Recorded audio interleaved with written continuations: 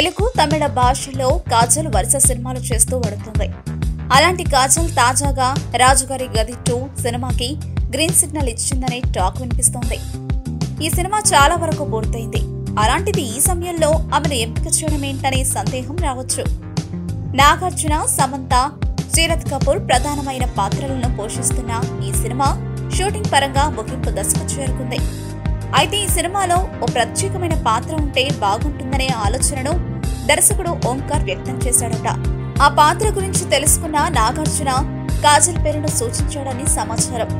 ఆమె చేస్తే బాగుంటుందని చెప్పడమే కాకుండా తన తరపున కాజల్ కి ఒక మాట చెప్పారట. ఆయన మాట కాదనలేని కాజల్ 10 రోజుల పాటు డేట్స్ ఇచ్చినట్టు తెలుస్తోంది. త్వరలోనే ఆమె పోర్షన్ ను చిత్రీకరించనున్నారు. కాజల్ ఎంట్రీ ఈ సినిమాకు ప్రత్యేక ఆకర్షణ అవుతుందని చెప్పొచ్చు. సినిమా సూపర్ హిట్ కాకపోయినా బాగానే ఉంది.